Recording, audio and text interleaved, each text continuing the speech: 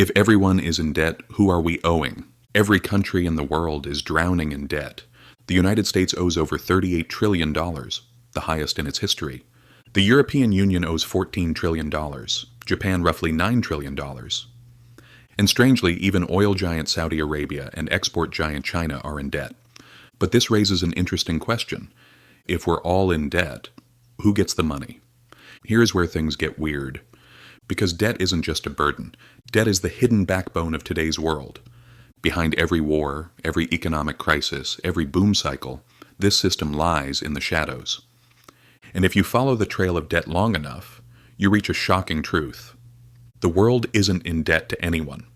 The world is in debt to itself. But that doesn't mean everyone benefits equally, of course.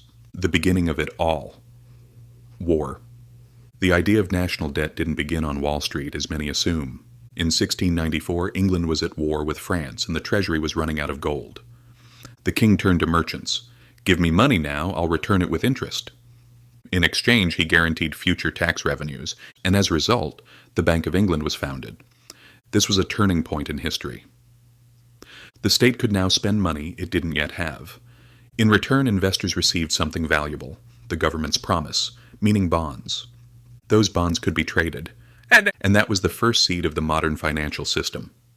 France immediately copied it, the Netherlands refined it. The new United States adopted it to finance its revolution. Debt was no longer weakness, it became a sign of trust. The more you could borrow, the more powerful you were. Empires once conquered land for gold, now they issued bonds for interest. The battlefield shifted. Now it was on balance sheets, the world of global debt. Today, debt is the world's most widespread product. The U.S. owes $38 trillion, Japan $9 trillion, and global debt grows by $1 trillion every 100 days. Every country is in debt. Every bank lends. Everyone me, all of us, is both debtor and creditor. But that same question remains unanswered. Who owes whom? The U.S. example. America's debt is not just an American issue.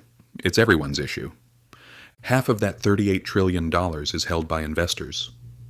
2/3 of those investors are American. Banks, funds, insurance companies, even the Federal Reserve.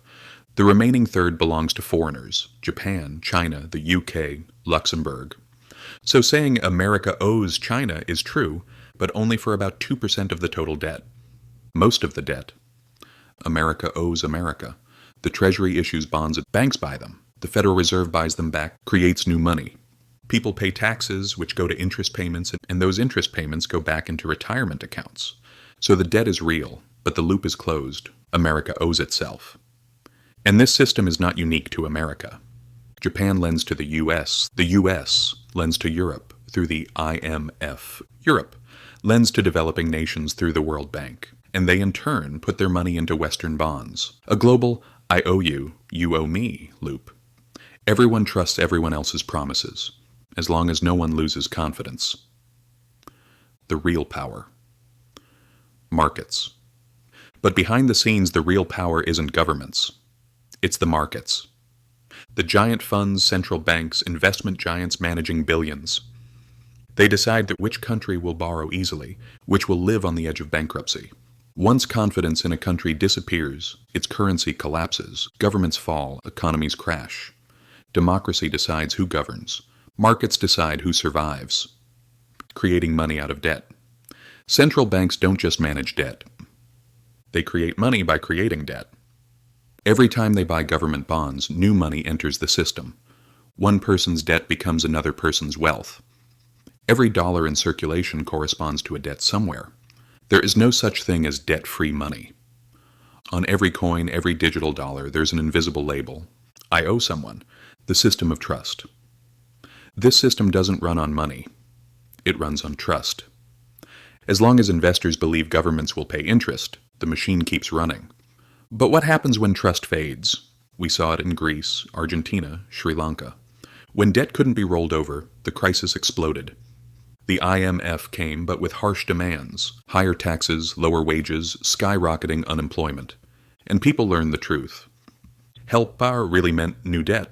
Debt isn't repaid. It's continued. In today's world, government debt isn't meant to be repaid, but renewed. Governments issue new bonds to pay old ones. What matters isn't the principal. It's the interest, the system's rent. The global economy is addicted to this cycle. Like a shark, it must keep moving to breathe. The U.S. will never pay back $38 trillion, but it will always roll it over. And that's good, because if the debt disappeared, the system would collapse. No more safe collateral, the dollar supply would shrink and the economy would freeze.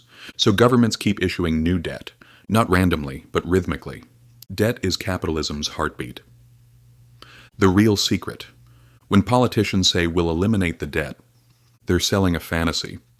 The goal isn't to erase debt, but to keep it sustainable. Because the system doesn't rely on numbers. It relies on belief. When belief dies, the system stops. Here's the real secret. The plan was never to pay the debt. The plan was to make everyone believe it will be paid. But trust isn't shared equally. Interest flows upward, from workers and taxpayers, to giant funds and banks. Debt isn't just between countries, it's between social classes. Those who hold debt win, those who pay it lose, and the system swallows all of us. Because today, debt isn't just a promise, it is the money itself. Governments issue it, banks multiply it, investors trade it, and we keep living inside it. Debt once meant bondage, today it means balance. But if that balance ever breaks, then we'll remember what debt really is.